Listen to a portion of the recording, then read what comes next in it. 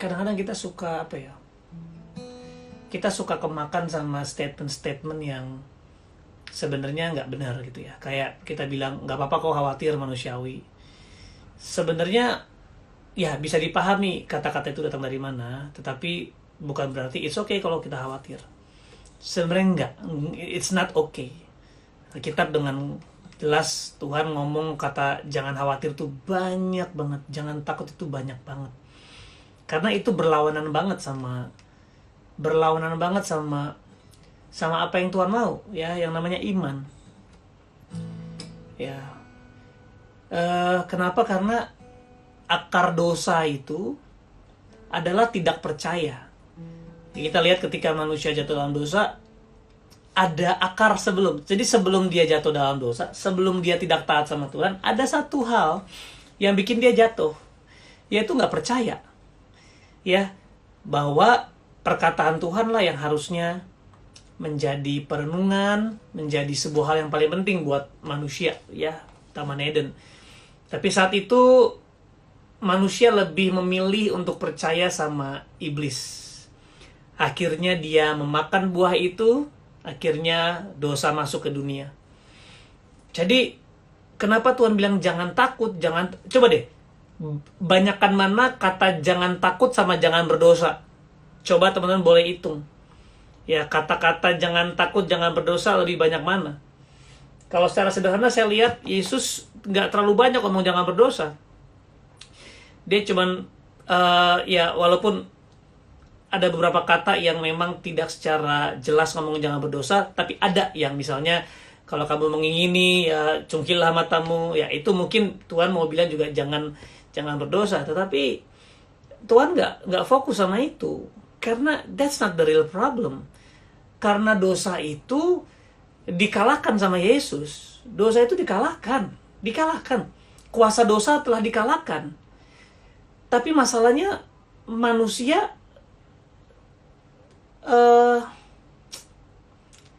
lebih memilih untuk tidak percaya. Nah, this is the real problem. Gue bisa bilang bahwa memang dosa memiliki pengaruh besar juga atas kehancuran di dunia. Tetapi bagaimana dengan orang percaya, dengan orang-orang yang sudah hidup dengan Yesus? Kebanyakan masalahnya bukan dosa. Walaupun pada akhirnya mereka jatuh dalam dosa, tapi karena mereka nggak percaya sama firman.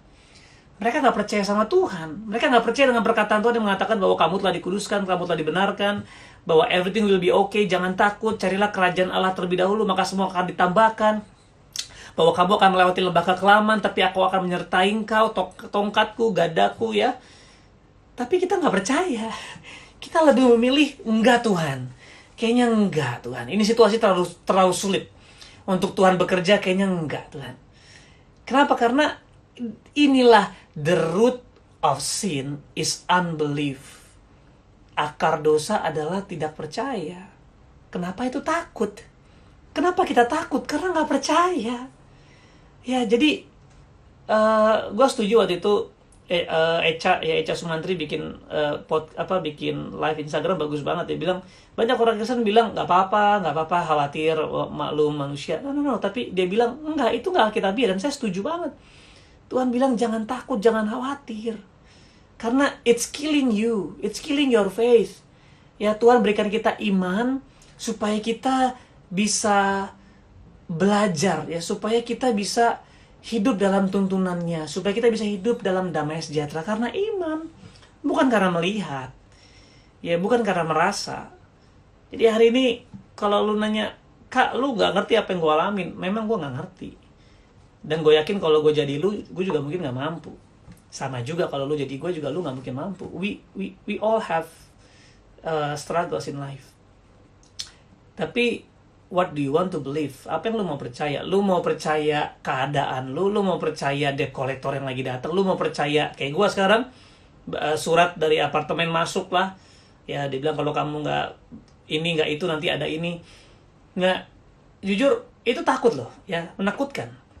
Ya, makanya teman-teman kalau lu lihat gue belakangan lagi tiba-tiba sering bikin online dan ada yang berbayar, karena jujur gue punya kebutuhan. Jadi gue bilang, Tuhan, apa yang aku harus lakukan ya? Gue gak mau minta-minta, Jadi kira-kira apa? Terus Tuhan taruh di hati gue tentang kreativitas. Apa yang lu punya? Use it. Oh, oke. I wanna bless people. That's my heart. Tapi satu sisi juga, I wanna bless my family. Yaudah deh, kita bikin konten. Nanti mereka yang mau, mereka boleh berbayar. Ya. Akhirnya gue bikin. Dan memang puji Tuhan, semangatnya banyak. Tapi ini yang menarik. Ketika gue lagi bikin, kalau teman perhatiin, beberapa gue buat, akhirnya bukan buat gue. Nah, ini yang menarik. Waktu gue lagi mau buat, berbayar, yang daftar banyak gitu ya. Tapi Tuhan bilang, no, this is not for you. Aduh, Tuhan gue lagi butuh buat bayar ini. No, this is not for you. Akhirnya gue ganti. Gue tuh sebenarnya kalau mau bikin kelas nggak mendadak. Tapi ya semendadak-mendadaknya pasti lebih dari 1-2 hari. Lalu akhirnya gue ganti. Yaudah, semua uang yang akan gue dapet akan gue donasikan sama ini. Tapi jujur teman-teman, awalnya gue lakuin sesuatu tuh karena kebutuhan. Karena gue butuh bayar ini, bayar itu. Tapi ternyata karena gue jujur, gue sayang sama Tuhan, gue pengen mencintai Tuhan, ya.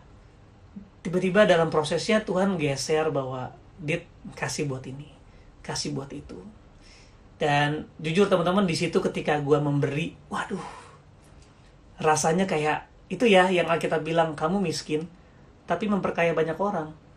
Jujur, gue penuh keterbatasan teman-teman. Ya bersyukur ada istri yang support, ya, yang mengerti, ada teman-teman yang menguatkan. Tapi uniknya ketika kita tidak bergerak karena ketakutan, tapi bergerak karena cinta ya. Ya walaupun gue memang ada kebutuhan, tapi bukan takut. Kayak, oke, gue butuh, gue lagi nggak ada pemasukan, apa yang gue bisa lakukan? Oke, karena gue rindu memberkati orang lain, rindu memberkati Tuhan. Bikin ini deh, tapi at the same time I wanna bless my family. Tapi waktu pas buat, ya ada pemasukan. Tapi pas kedua, ketiga, give it to someone else. Kayak, wow. Dan gue bersyukur banget sih. Di situ ternyata memang kita mengatakan lebih baik kita memberi dari menerima. Jujur teman-teman, jadinya khawatir tuh gak ada. Kenapa? Karena mentaati firman Tuhan. Mentaati firman Tuhan. Gue gak bilang gue sempurna. Gak jauh dah. Jangan bayangin gue sempurna dah. Ya tanyalah istri dan anak-anak gue. Gue nih banyak sekali cacatnya. Tapi di situ gue pengen Tuhan, I wanna love you more, I wanna give the best to you. Bukan supaya Tuhan berkati, tapi karena yang Dia kasih tuh udah gede banget, yang Dia kasih tuh udah nggak bisa dibayar nggak bisa dibayar gitu ya. Nah tapi yang menarik teman-teman itu dia. Ketika kamu lagi takut, percaya firman Tuhan, karena percaya itu nggak pakai feeling. Ya percaya itu nggak pakai feeling. Percaya itu ya iman ya. Dasar dari segala sesuatu yang kita harapkan dan bukti dari segala sesuatu, dasar yang kita harapkan dan bukti dari segala sesuatu yang tidak kita lihat. So that's faith. Hanya hari ini teman-teman, kalau teman-teman merasa takut, jangan entertain kayak ya gue lagi takut, ya udahlah.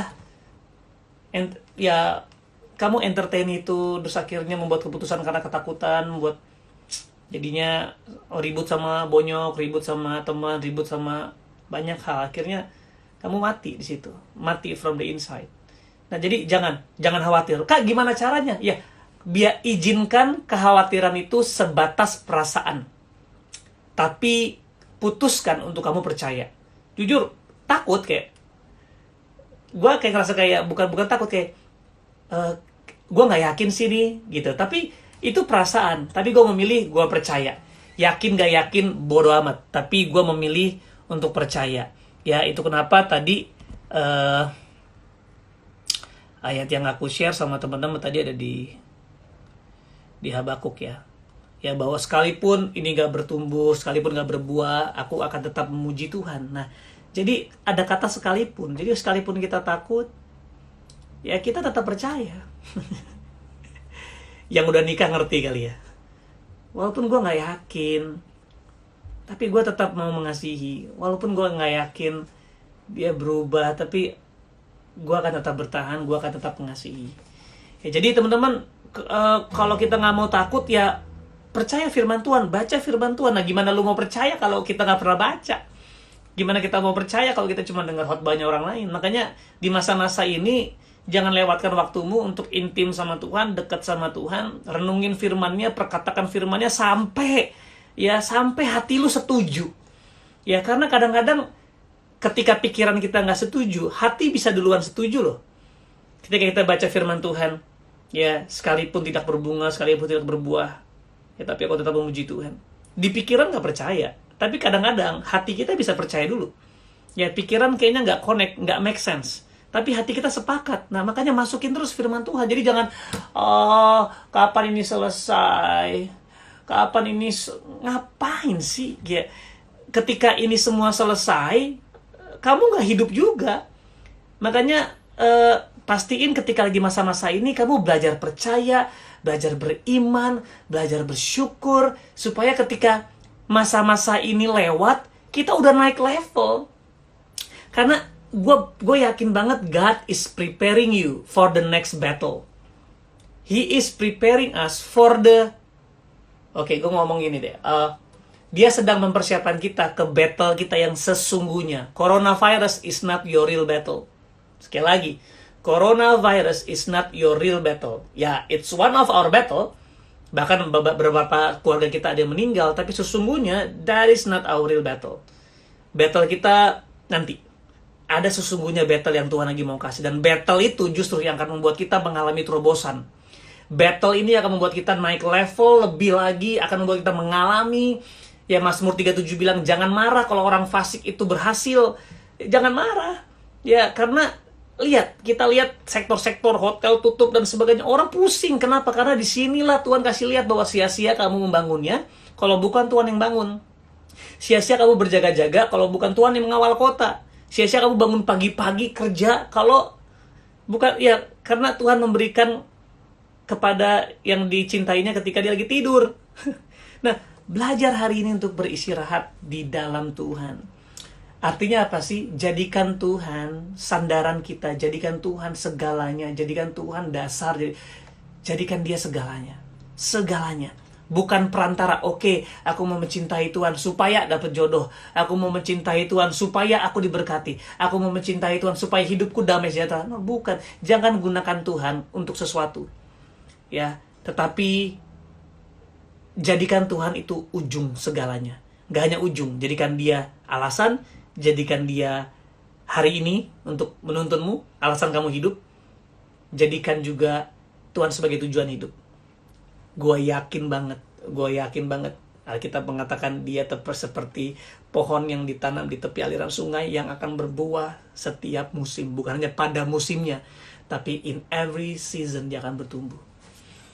Dan kita belajar dari Daud, orang-orang yang menyembah dan berdoa sama Tuhan.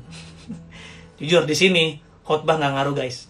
Walaupun mungkin sharing gue bisa memberkati kalian, tapi tanpa punya kehidupan doa dan penyembahan, gugur kok. Gugur.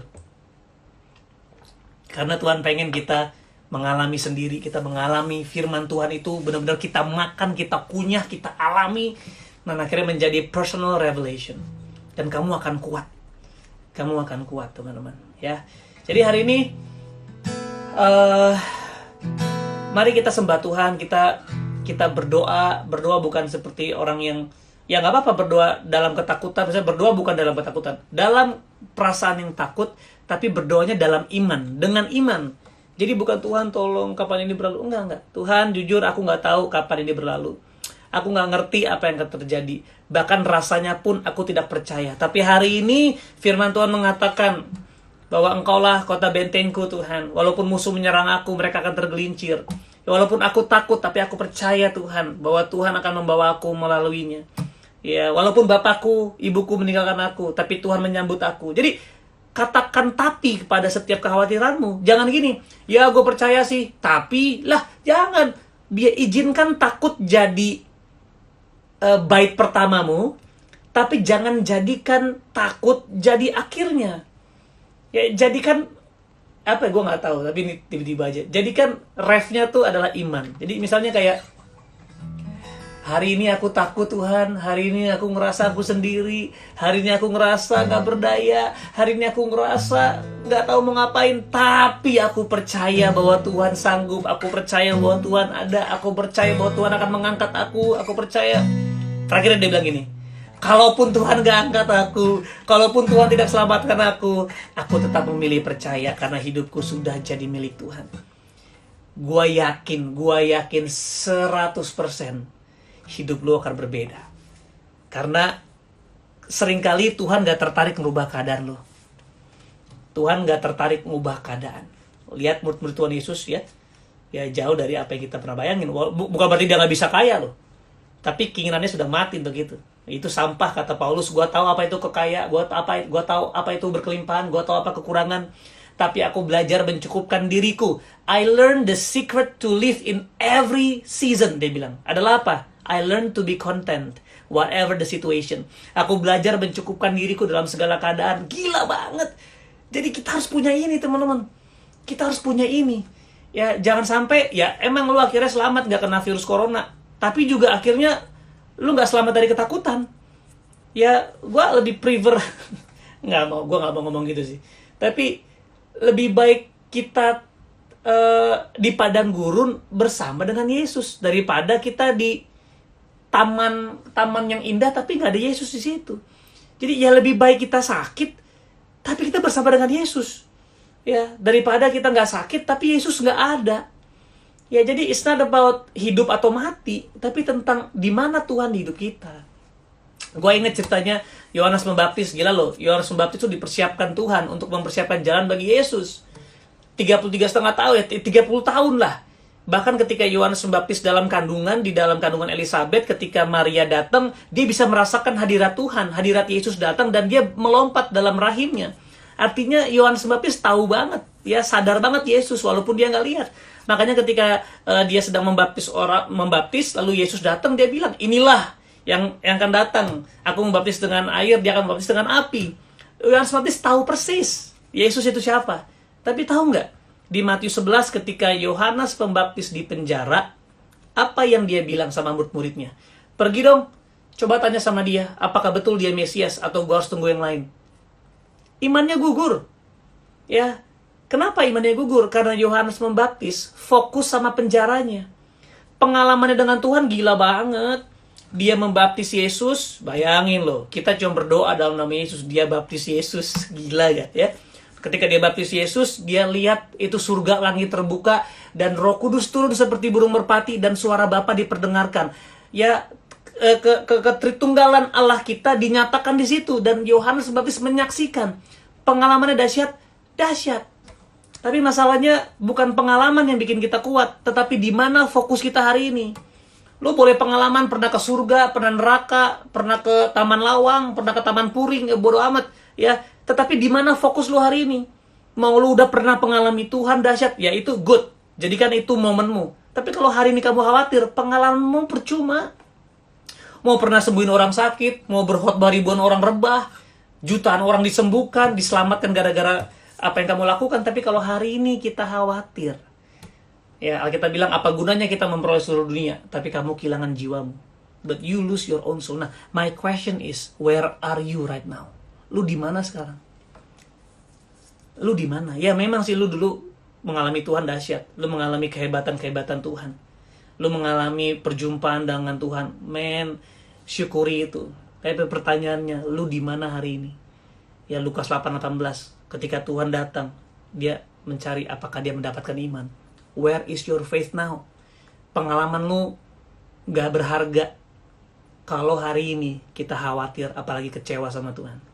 Tapi sebaliknya, lu punya pengalaman boleh buruk, lu punya pengalaman boleh hancur, lu pernah murtad sama Tuhan, lu berzina, ya orang hamil lu aborsi, ya lu selingkuh sana sini, lu pernah tinggalin Tuhan berkali-kali. Tapi kalau hari ini lu fokus sama Tuhan, this is the day of the Lord. Inilah hari keselamatan itu. Gue yakin lu akan diselamatkan. Jadi gue mau bilang bahwa fokus mengalahkan pengalaman. Ya, makanya Daud mengatakan, aku senantiasa memandang kepada Tuhan. Aku tidak goyah. Aku berdoa sih teman-teman, I know it's scary. Gue juga merasakan takut itu kok. Bahkan gak mudah. Ya tadi gue bilang, gue ada kebutuhan. Tapi ketika ada kebutuhan, kita lakukan sesuatu dan lumayan benar ada pemasukan, tapi Tuhan bilang kasih. Dan gue bersyukur gue punya istri yang mendukung. Ayo kasih. Ya, tapi di situ gue ngerasain damai sejahtera sih teman-teman. Kenapa? Karena bukannya gue punya atau nggak punya ya, tapi I know I'm walking with Him. Gue tahu gue jalan sama Tuhan. Ya, Yang jadi masalah buat Yohanes Pembaptis adalah waktu itu karena dia fokus sama penjaranya. Dia fokus mungkin saat ini fokus sama coronanya. Kita fokus sama PHK kita. Kita fokus sama kita nggak dapat gaji. Kita fokus sama doa nggak dijawab. Kita fokus sama pengharapan yang tertunda. Kita fokus sama sesuatu yang nggak kita punya. Tapi coba deh lihat kiri kanan lo. Ada bokap lo, ada nyokap lo. Lo masih punya buku buat dibaca, nasi buat dimakan, air buat diminum, kasur buat lo tidurin. Ya, apapun syukuri apa yang lo punya. Syukuri apa yang lo punya karena itu pemberian Tuhan. Ya, karena Tuhan menganugerahi kita bukan hanya berkat, tapi juga apa ya dia bilang, anugerah untuk menderita. Menderita bukan kayak dikasih penyakit, bukan. Ya ini penderitaan ketika apa yang kita harapkan gak terjadi. Apa yang kamu imani mungkin gak terjadi hari ini. Ya, tapi di situ ketika murid Yohanes Pembaptis datang kepada Yesus, Yesus ngomong satu kalimat yang gila banget. Dia bilang gini, bilang sama Yohanes Pembaptis, apa yang kamu lihat, apa yang kamu dengar. Orang buta melihat, orang tuli mendengar. Ya, yang lumpuh dibangkitkan. Orang mati dibangkitkan, lumpuh berjalan. Bilang sama Yohanes Pembaptis, berbahagia mereka yang tidak kecewa dan menolak aku. Tahu gak kecewa datang dari mana? Takut.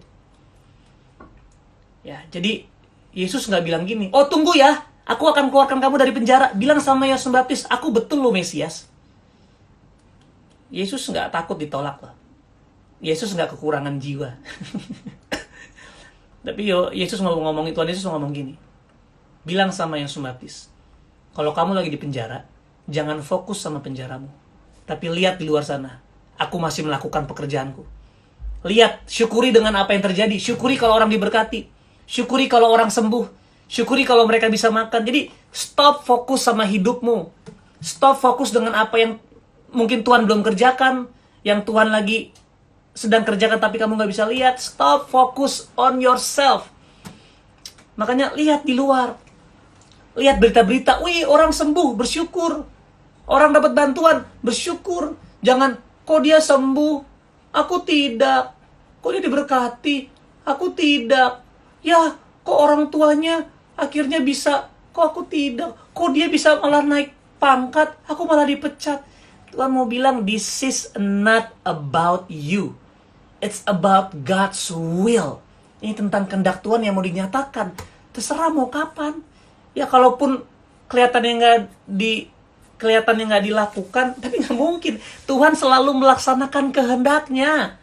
Selalu. Dia nggak pernah, lupa, sorry, abis nonton Netflix sama malaikat. Kagak. Dia selalu bekerja dan kehendaknya pasti jadi. Dengan lu atau tanpa lu. Jadi, ayo. Tuhan, ini aku lagi takut. Tapi aku mau belajar percaya sama Tuhan karena hidupku bukan milikku, hidupku milik Tuhan. Aku mau belajar Tuhan, cerita Yohanes Pembaptis, bahwa Tuhan mengatakan jangan fokus sama penjara, tapi fokus lihat, orang buta melihat.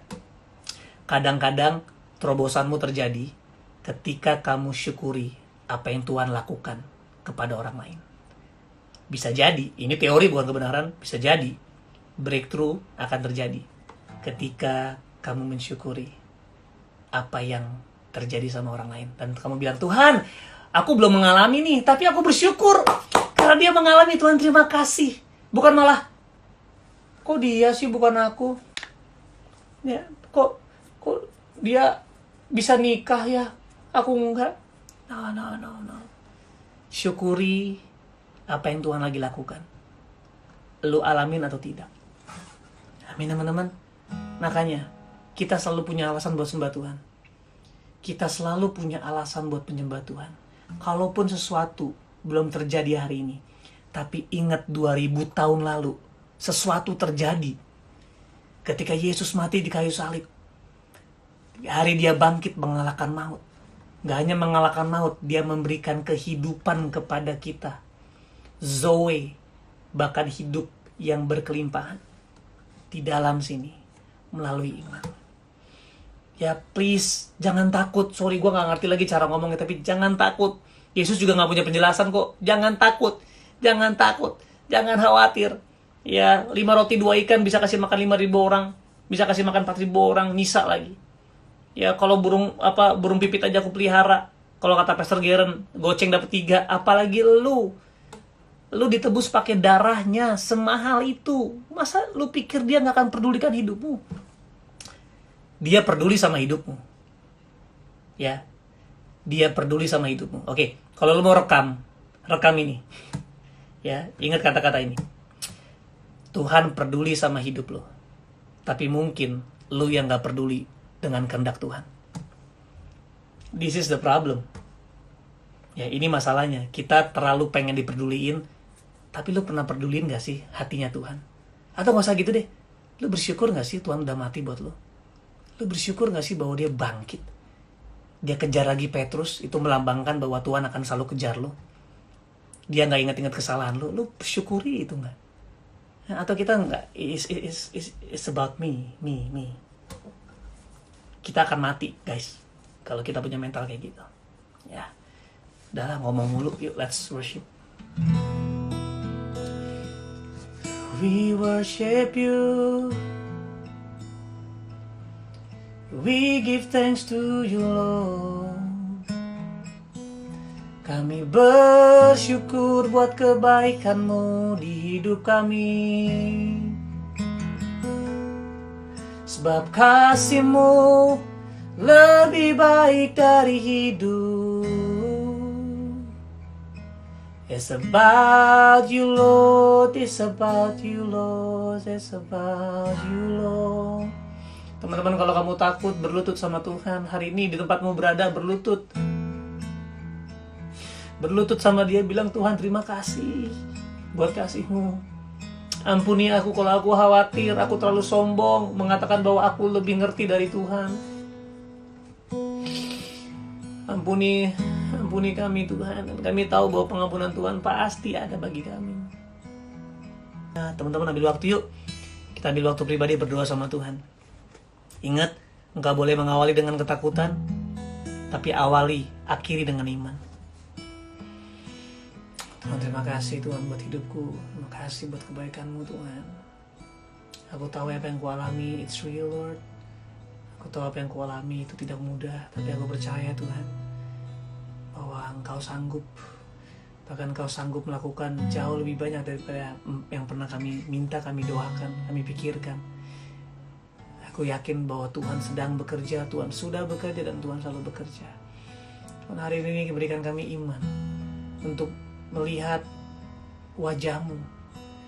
Berikan kami iman bukan untuk melawan corona Tuhan, tapi berikan kami iman untuk percaya sama Tuhan, untuk percaya kepada sifat-sifat-Mu, percaya kepada pribadi-Mu yang selalu baik. Engkau adil dalam kedaulatan-Mu Tuhan. Engkau adil, Engkau sanggup, Engkau Allah yang menyediakan, Engkau Allah yang baik. Kasih Tuhan Yesus, kami menyambut berkat-Mu Tuhan, yaitu hikmat, pengertian yang baru, dan iman yang baru. Kasih Tuhan.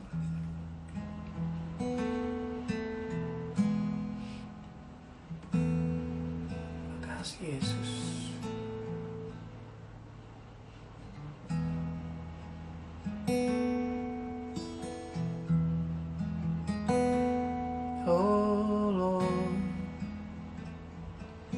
Give us a new song. Give us a new song for a new day. Oh, give us words to declare your majesty. Berikan kami lagu baru untuk nyatakan kebaikan-Mu dan kebesaran-Mu. Ku sambut hari yang baru bersama-Mu, Yesus. Kau sanggup, Kau selalu sanggup.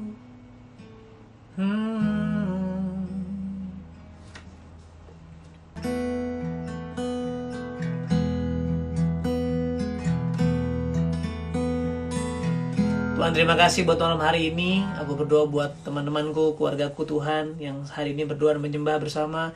Dan hari ini kami fokus sama Tuhan. Apapun pengalaman kami, kalau pengalaman kami dahsyat bersama dengan Kau, puji Tuhan. Biar itu menjadi momentum untuk kami percaya kembali bahwa Tuhan yang sama yang telah membuat sesuatu yang dahsyat di hari yang lalu, Tuhan yang sama akan melakukan hal yang dahsyat. Tapi kalaupun kami punya pengalaman yang buruk di masa lalu Tuhan, bahkan kami pernah tinggalin Tuhan hari ini, kami mau fokus sama Tuhan hari ini, bahwa Tuhan itu baik. Teman-teman, aku ingin berdoa buat teman-teman secara khusus yang udah memutuskan untuk tinggalin Tuhan, yang pernah meninggalkan imannya. Kalau memang itu kamu, aku mau bilang bahwa Tuhan sayang sama kamu. Dia gak pernah meninggalkan kamu. Dia menantikan kamu, bahkan dia mengejar engkau. Dia mengejar kamu untuk mendapatkan kamu kembali. Kalau memang kamu mau balik sama Tuhan hari ini, yuk biar aku berdoa kita berdoa sama-sama yuk. Tuhan Yesus, aku berdoa untuk semua teman-teman aku, keluargaku yang pernah tinggalin Engkau, yang pernah meninggalkan imannya karena kecewa, karena sakit hati, karena ada hal-hal yang terjadi di hidupnya yang begitu menyakitkan, bahkan sampai hari ini pun mereka gak punya jalan keluar. Tapi hari ini Tuhan, aku berdoa biar mereka semua menyadari bahwa ini bukan tentang jalan keluar, tapi ini tentang seorang pribadi yang adalah jalan itu sendiri. Bahwa you are the way, the truth, and the life. Engkaulah jalan, kebenaran, dan hidup. Kami percaya ketika kami datang kepada jalannya, kami menyerahkan hidup kepada jalan itu, yaitu Engkau Yesus, kami akan menemukan kebenaran, dan kebenaran itu akan membawa kami kepada kehidupan yang dahsyat. Bukan hanya kami akan mengalami kehidupan, tapi semua teman-teman akan membagikan kehidupan itu. Tuhan, terima kasih, aku memberkati bahwa hari ini keselamatan datang. Hari ini Engkau sudah diselamatkan, dan keselamatan itu kekal. Percaya bahwa dia gak akan kehilangan anaknya.